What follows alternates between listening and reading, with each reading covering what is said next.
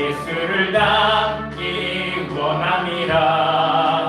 예수님 항상 나 있기 위해 세상에 도왔기 전에 예수를 닮기 내가 원하네. 날 구속하신 예수님을 내 마음속에 지금 보도사 주님의 영상 비치소서. 무한한 사랑 풍성한 긍휼 슬픈 자 위로 하시는 주. 길 잃은 죄인 부르는 예수 그 영상 담게 하옵소서. 예수를 닮기 내가 원하네. 날 구속하신 예수님을 내 마음속에 지금 거둬사 주님의 영상 잊히소서. 겸손하시고 거룩한 예수 원수의 멸시 참으시사 우리를 위해 고난을 받은 구주를 닮게 하옵소서. 예수를 닮기 내가 원하네. 날 구속하신 예수님을 내 마음속에 지금 고도사 주님의 영상 잊히소서. 2절입니다. 무한한 사랑 풍성한 긍휼 슬픈 자 위로 하시는 주. 길 잃은 죄인 부르는 예수 그 형상 담게 하옵소서. 예수를 닮기 내가 원하네. 날 구속하신 예수님을 내 마음속에 지금 고도사 주님의 형상 잊히소서. 마지막 3절입니다. 겸손하시고 거룩한 예수 원수의 멸시 참으시사 우리를 위해 고난을 받은 구주를 닮게 하옵소서. 예수를 닮기 내가 원하네. 날 구속하신 예수님을 내 마음속에 지금 고도사 주님의 형상 잊히소서.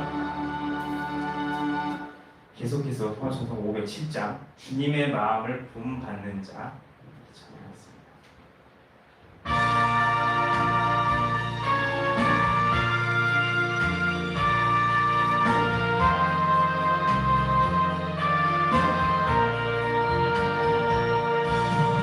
주님의 마음을 본받는 자 그 맘에 평강이 찾아오는 험악한 세상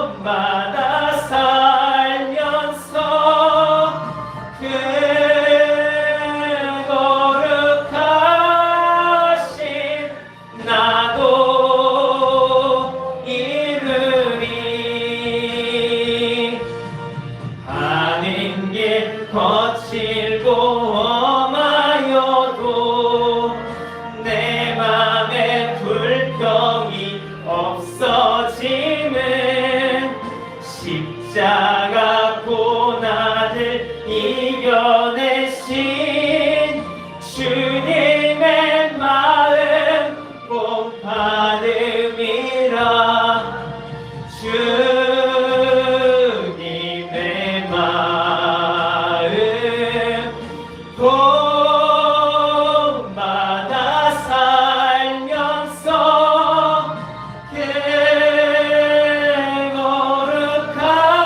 거룩하신 나도 이르리. 마지막 주 예수 세상에 다시 오실 그날의 무성도 변화하여 주님의 빛나는 그 영상을 함께 보며 주 찬양하리. 주님의 마음 본받아 살면서 그 거룩하신 나도 이르리. 계속해서 평화찬송 336장입니다. 336장. 여러 해 동안 주 떠나. 평화찬송 346장. 여러 해 동안 주 떠나.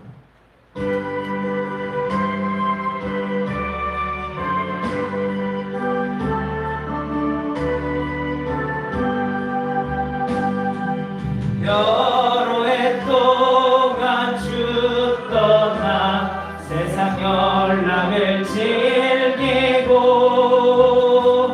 저 흉악한 죄에 빠져서 그 은혜를 잊었네. 오 사랑의 예수님 내 마음을 곧 엽니다. 곧 들어와 나와 동거하며 내 생명이 되소서. 죄악에 죽은 인생을 심히 불쌍히 여기사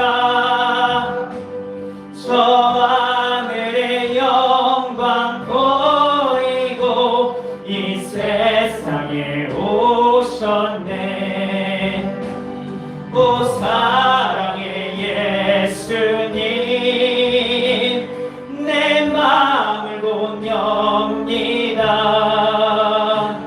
곧 들어와 나와 동거하며 내 생명이 되소서. 흉포를 입은 구주는 다시 멸육 안 쓰시고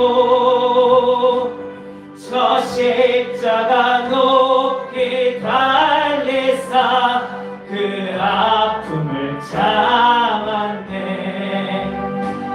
오 사랑의 예수님 내 마음을 곧 엽니다. 곧 들어와 나 동거하며 내 생명이 되소서. 미련한 우리 인생은 주의 공로를 모르고 그 쓸쓸한 사막 가운데 늘 헤매고 다녔네. 오 사랑의 예수님 내 마음을 곧 엽니다. 곧 들어와 나 동거하며 내 생명이 되소. 마지막 4절입니다. 미련한 우리 인생은 주의 공로를 모르고 그 쓸쓸한 사막 가운데 늘 헤매고 다녔네. 오 사랑의 예수님, 내 마음을 곧 엽니다. 곧 들어와 나와 동거하며 내 생명이 되소서. 아멘. 계속 복음성가입니다. 복음성가. 평안을 너에게 주노라. 평안을 너에게 주노라. 찬양하겠습니다.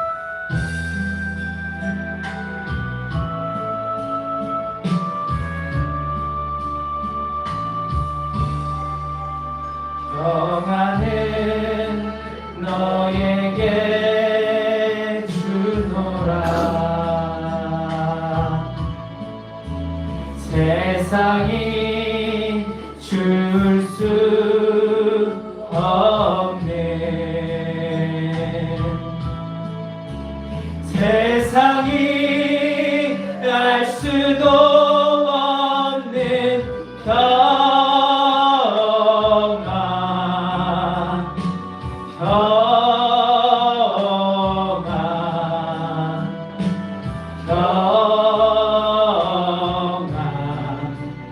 평안은 내게 주노라.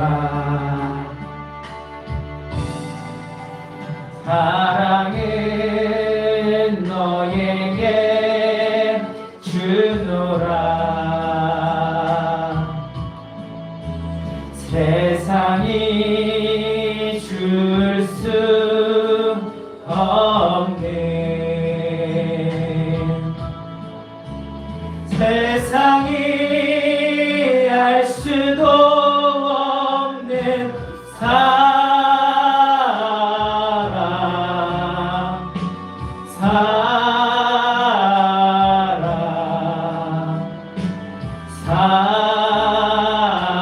사랑, 사랑을 내게 주노라.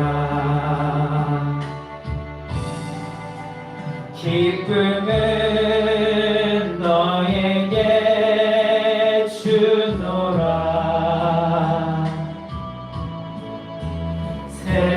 세상이 줄 수 없는, 세상이 알 수도 없는 기쁨, 기쁨, 기쁨, 기쁨을 내게 주노라. 마지막 소망을 너에게, 소망을 너에게 주노라. 세상이 줄 수 없는, 세상이 알 수도 없는 소망,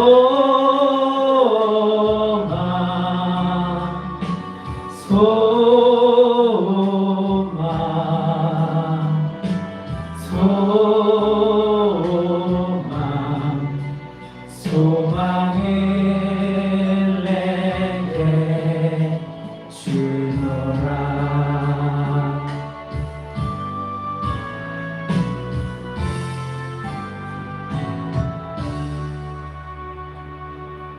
마지막으로 내 마음의 주를 향한 사랑이 이렇게 찬양하겠습니다. 내 마음의 주를 향한 사랑이.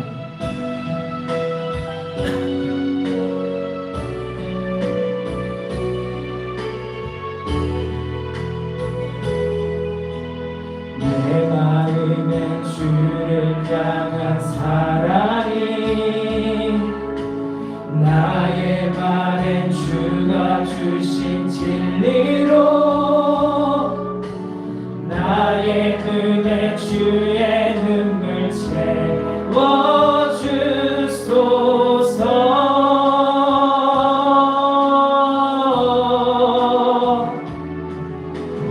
내 입술에 찬양의 향기가 두 손에는 주를 닮은 섬김이 나의 삶의 주의 은정 나게 하소서.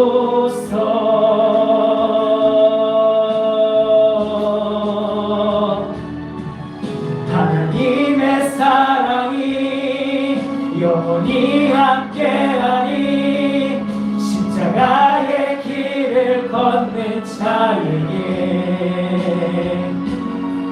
순교자의 삶을 사는 이에게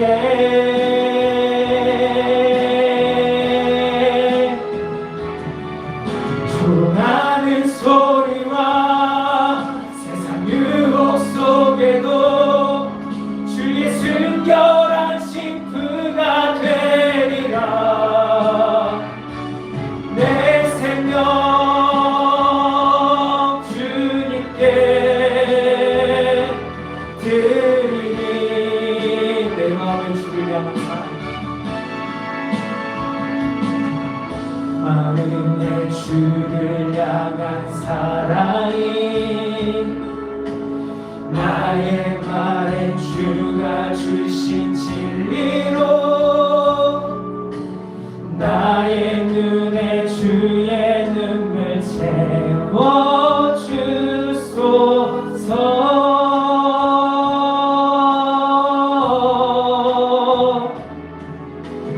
내 입술에 찬양의 향기가 두 손에는 주를 닮은 섬김이 나의 삶의 주의 은정 나게 하소서.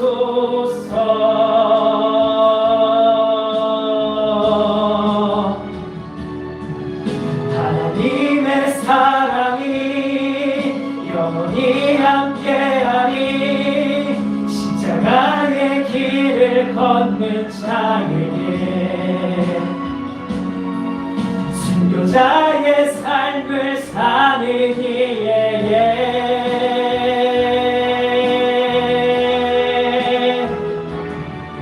조롱하는 소리와 세상 유혹 속에도 주의 순결한 신부가 되리라. 내 생명 주님께 드리리. 마지막으로 한 번 더 찬양하자. 내 마음의 주를 향한 사랑. 마음의 주를 향한 사랑이 나의 말엔 주가 주신 진리로 나의 눈에 주의 눈물 채워주소서.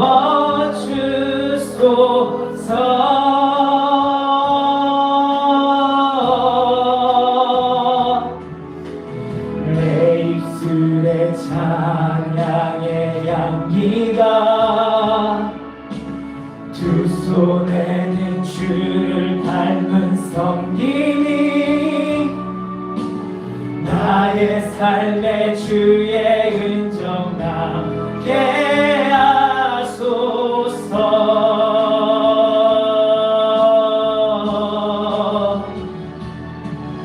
하나님의 사랑이 영원히 함께하니 십자가의 길을 걷는 자에게 순교자의 삶을 사는 이에게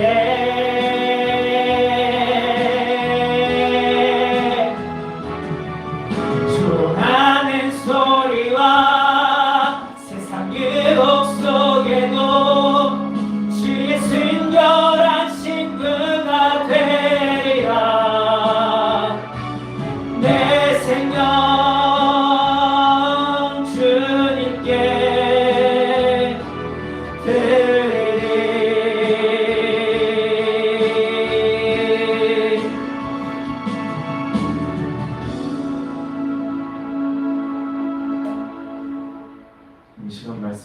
나누기 전에 잠깐 기도하겠습니다. 주님, 저희들이 찬양 드렸습니다. 주님께서 홀로 영광 받아주셨기를 소원합니다. 아버지, 지금부터 말씀을 나눕니다. 말씀의 내용이 어렵고 또 오해가 될 수 있는 부분이 있지만 아버지, 성도님 한 분 한 분에게 지혜의 영을 허락해 주셔서 아버지께서 그 원하시는 뜻만이 잘 전달될 수 있도록 도와주세요. 이 우둔한 입술과 함께 해주셔서 정말 아버지의 뜻을 전달하는 데 있어서 정말 문제가 되지 않도록 좀 선하게 인도해 주세요. 문과는 주벌로 덮어주셔서 말씀을 나누는 가운데 방향 악한 영이 틈타지 못하도록 도와주세요. 살아계신 예수님의 이름으로 소원하며 기도드렸습니다. 오늘 이 시간에는 자기 부인에 대한 새로운 시각, 자기 부인에 대한 새로운 시각이라는 제목으로 자기 부인을 위해서 분투하고 계신 성도님들 위해서 말씀을 나누고 있습니다. 사실 오늘 나눔은요, 들으실 때 오해가 생기실 수도 있어서 사실 다루지 않으려고 했습니다. 그런데 그래도 들어주시면 이 자기 부인 가운데 힘들어하고 계신 성도님들께 도움이 될 것 같아서 한번 나눠보려고 합니다. 우선 들어보시고 묵상해 보신 다음에 감동이 되시면 그때 참고해 보시면 될 것 같습니다. 시작해 보겠습니다. 저는 사역 중에 성도님들의 이 고백을 들으면서 성도님께서 정말 자기 부인을 위해서 얼마나 애쓰고 계신지, 노력하고 계신지를 알게 되었습니다. 정말 성도님들의 그 노력을 듣고 있으면 마음이 뿌듯해지기도 하지만 한편으로는 고생하시는 거 들으니까 좀 마음이 무겁기도 합니다. 근데요, 하루는 무엇을 전해야 될까 기도를 하는 중에 주님께서 주신 감동은 나는 너희가 그 모든 감정을 지우길 원치 않는다 라는 말씀을 갑자기 주셨어요. 모든 감정을 지우길 원치 않는다. 이게 무슨 뜻인가? 하나님께 여쭤보면서 더 기도했더니 주님께서 주신 말씀이 이런 의미가 담겨 있었어요. 자기 부인을 이루려고 애쓰고 있는 우리는요, 자기 부인을 위해서 우선 우리의 감정을 먼저 억지로 지우려고 하게 되는데, 감정을 지우려고 하는 거예요. 내 감정을 지우려고 하게 되는데 하나님께서 그걸 원치 않으셨다는 거예요.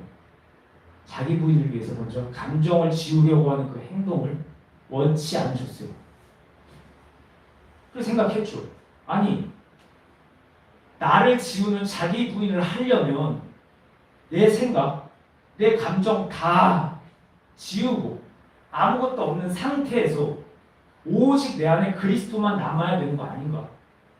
그런데 내 감정 지우는 걸 원치 않으신다고?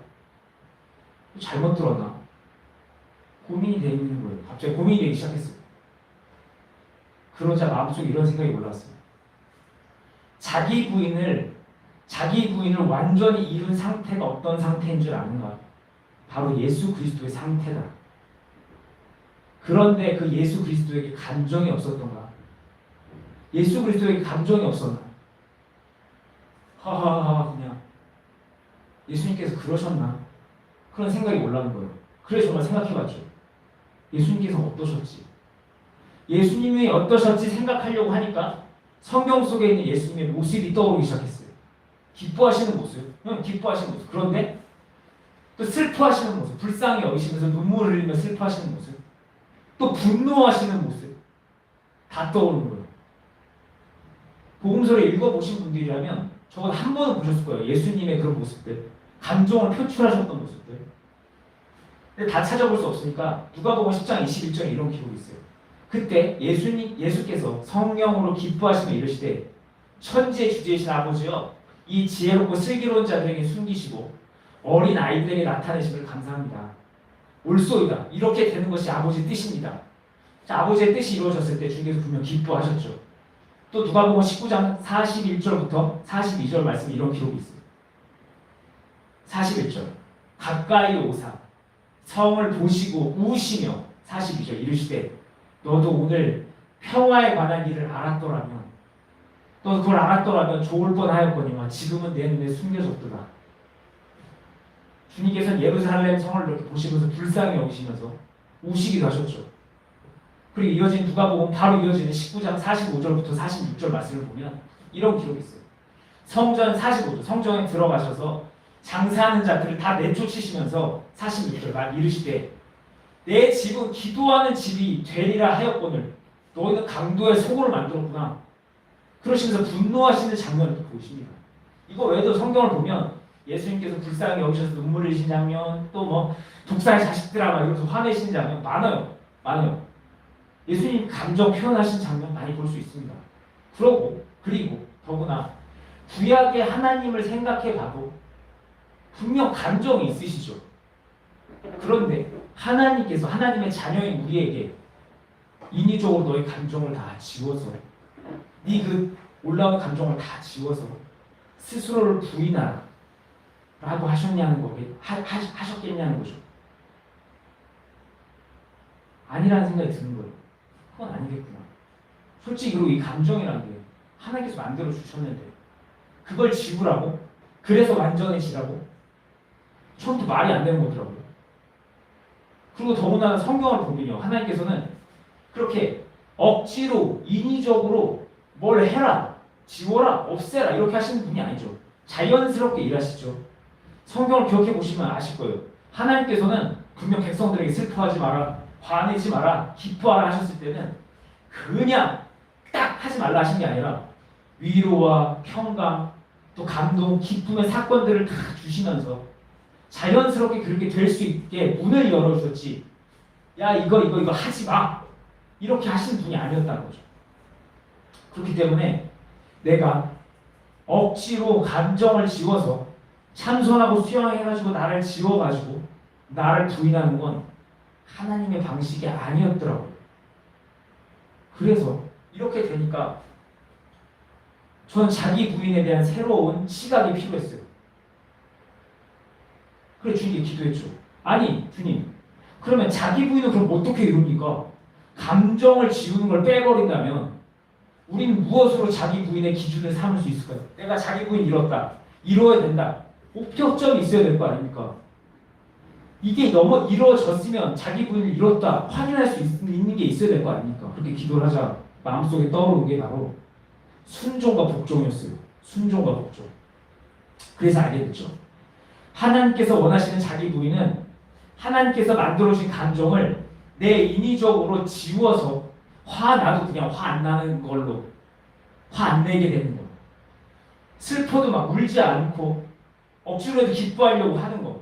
그럼 엄청 기쁜데도 주책 떨지 않는 것처럼 한다고 하면서 평정심을 유지하려고 하는 거.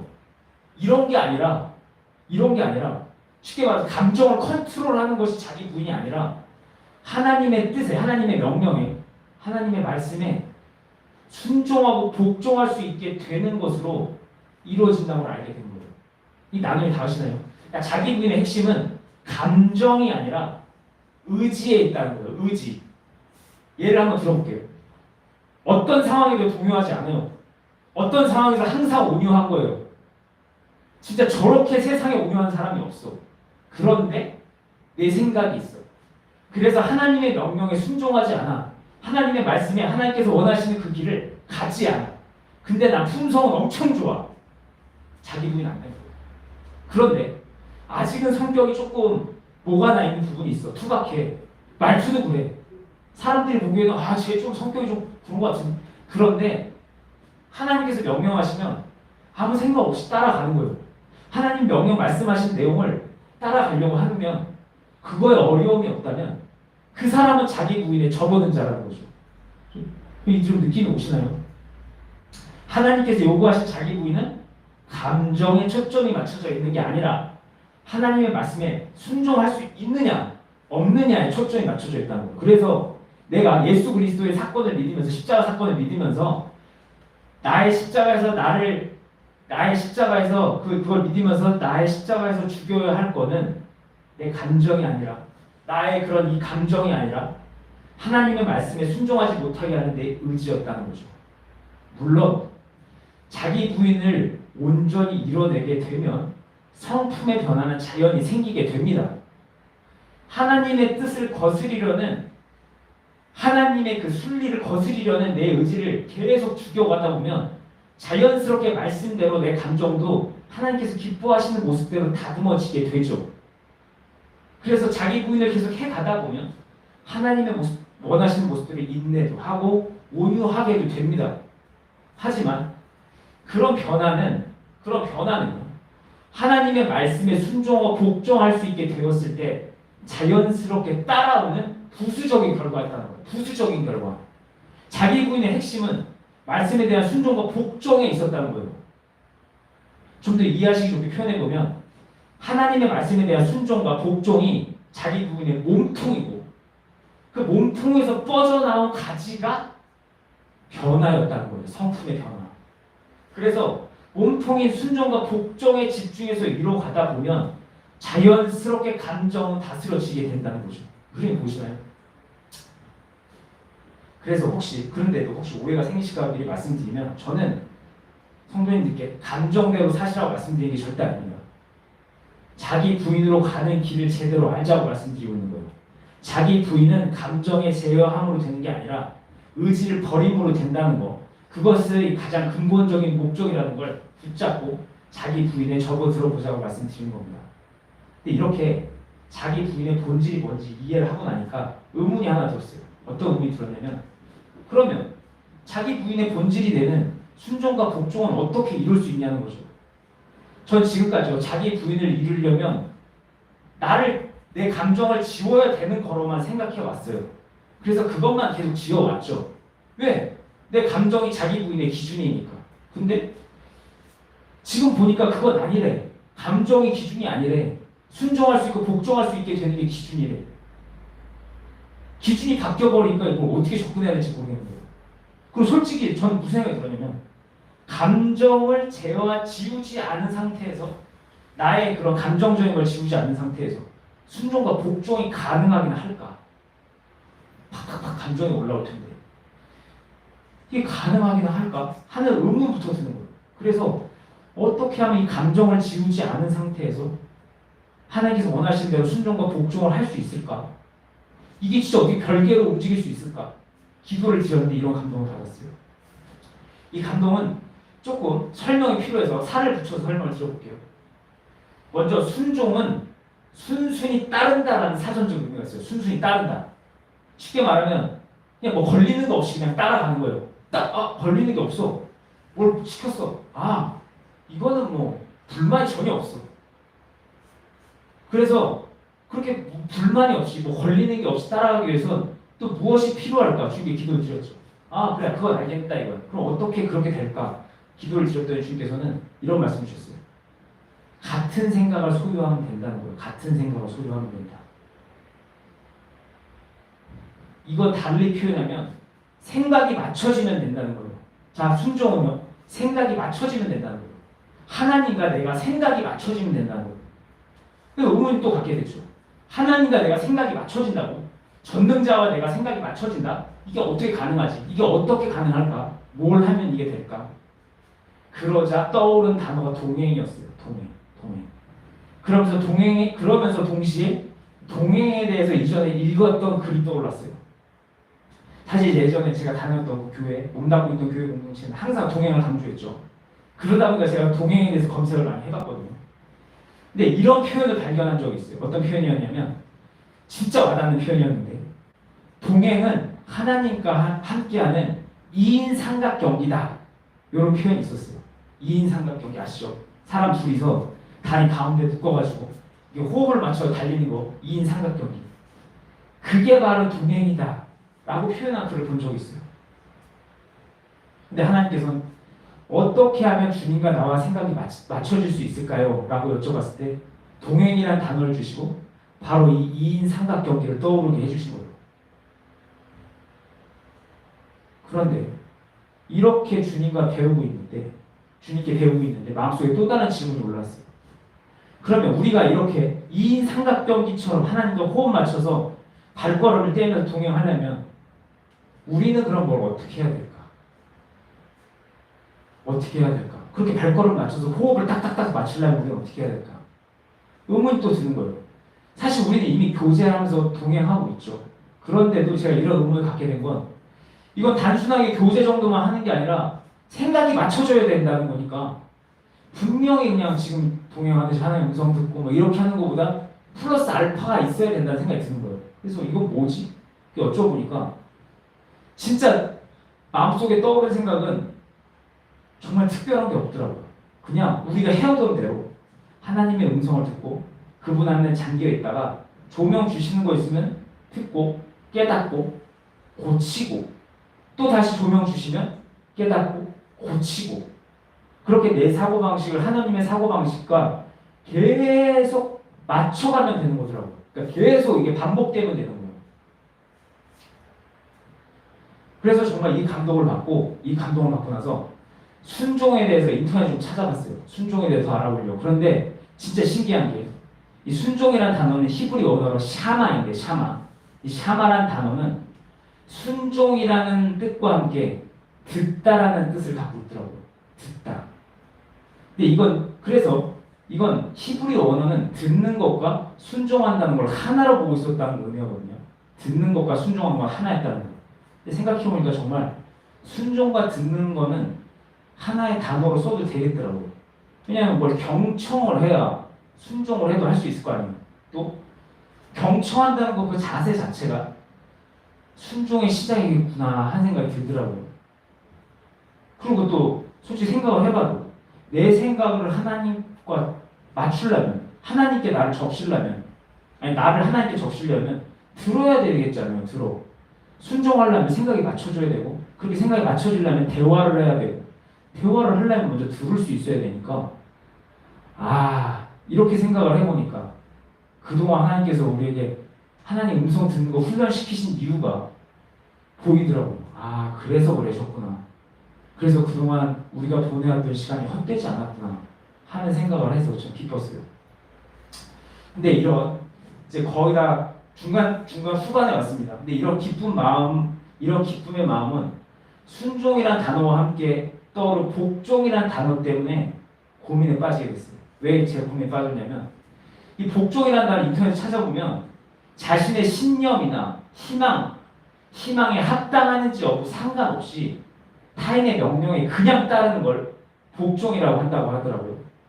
근데 이 인터넷 의미대로 한다면 내 생각, 내 소망 뭐든지 상관없이 하나님의 뜻에 따른다는 건데 그러면 순종을 말씀하신 하나님의 뜻과는 하나님의 그 의도와는 좀 반대되는 느낌을 갖게 된 거예요. 그러니까 순종이랑 복종이 너무나 상충된다는 거예요.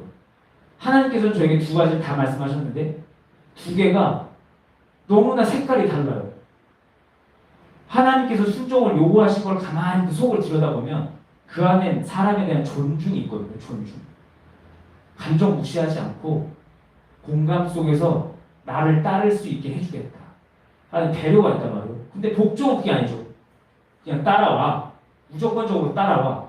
이런 느낌이 있거든요. 그러니까 이해가 안 갔어요. 하나님께서 왜 이렇게 상충된 두 개를 한꺼번에 요구하셨지? 그래서 제가 잘못 들었나 또 고민을 하기 시작했어요. 그렇게 고민하고 있는데 마음속에 이런 생각이 들더라고요. 인간은요, 당장 내일을 알 수 없는 존재이기 때문에 하나님의 계획을 다 이해할 수도 없고 알 수도 없어요. 그러다 보니까 인간이 지금 당장 이해할 수 없을지라도 하나님의 뜻을 위해서, 결국 인간을 위해서 따를 수 있는 복종 또한 필요하다. 그러니까 인간이 다 알 수 없기 때문에, 다 이해할 수 없기 때문에 그 부분은 복종이 필요하다. 그 공간만큼 복종이 필요하다라는 감동이 올랐어요. 그래서 의문을 풀 수 있죠. 하나님은 역시 우리 존중하는 분이 맞았다. 하나님 역시 순종을 요구하시는 분이 맞다. 하지만 우리가 인간이기 때문에, 그래서 하나님의 뜻을 다 알 수 없기 때문에 그 부분에 한해서만 복종을 요구하셨던 거구나.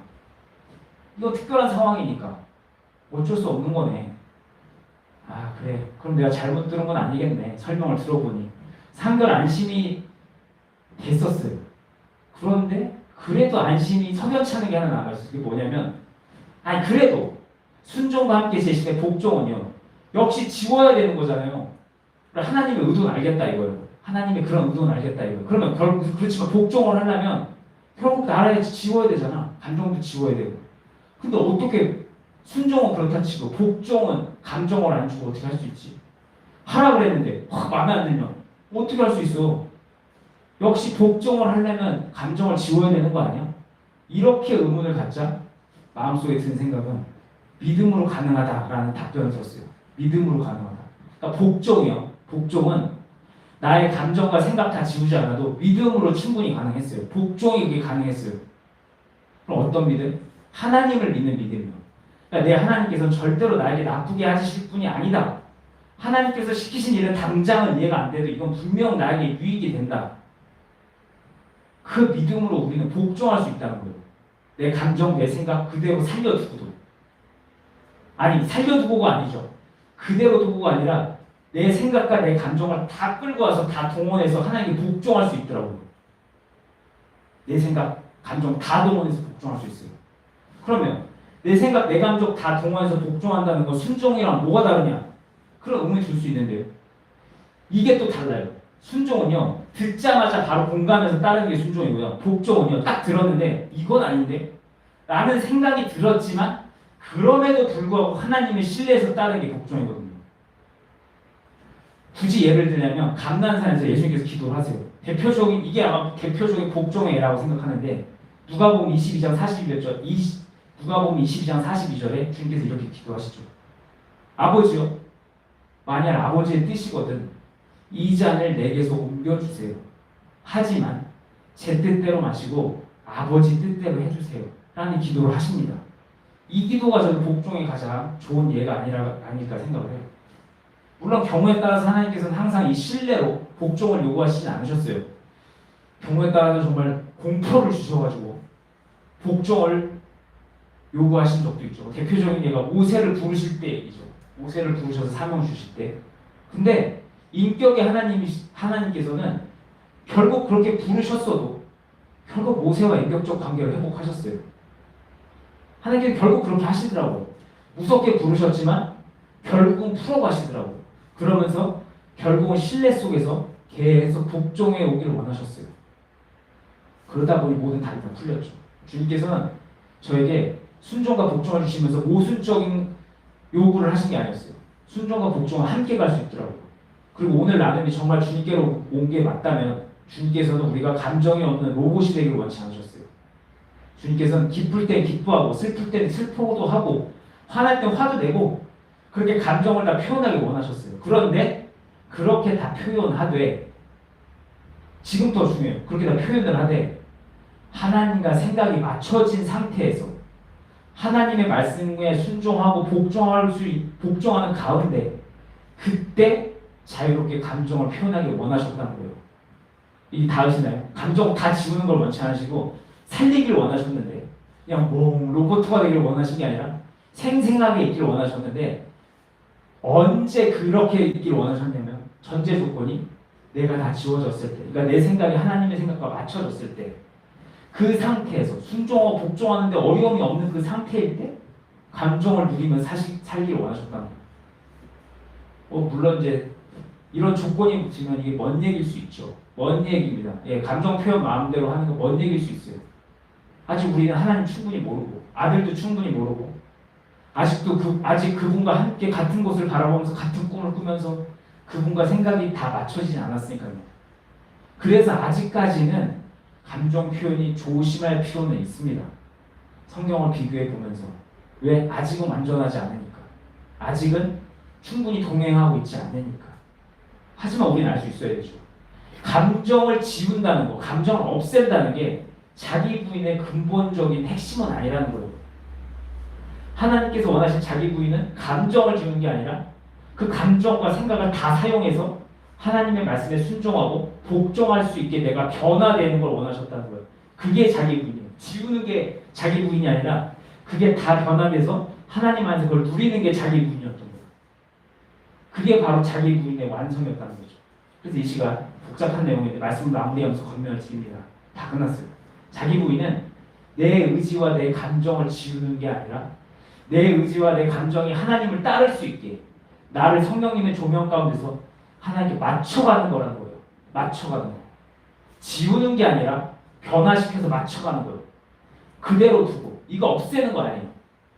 그러니까 이제 의지와 감정을 지우느라 애쓰시기보다, 아니 그러니까 그 감정과 생각을 지우는데 애쓰시기보다 하나님의 뜻에 거스리려고 하는 나의 그 의지를 변화시키는 데 집중해 보시기 바래요. 그러니까 하나님의 뜻을 찾고 그 뜻에 내가 똑같이 갈 수 있는지 확인해 보시고 갈 수 있게, 순종할 수 있게 나를 변화시키는 데 집중해 보시기 바랍니다.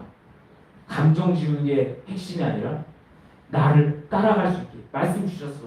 이대로 해보는 거야. 할 수 있어. 믿고 가는 거야. 이렇게 변화시켜 보시길 바라겠습니다. 그래서 내 생각과 내 감정 지우는 게 아니라 내 의지를 변화시켜 주님을 따를 수 있게 이렇게 변화되시길 바라겠습니다. 오늘 나눈 여기서 마치겠습니다. 이 어려운 내용이었는데 도움이 되셨길 바라면서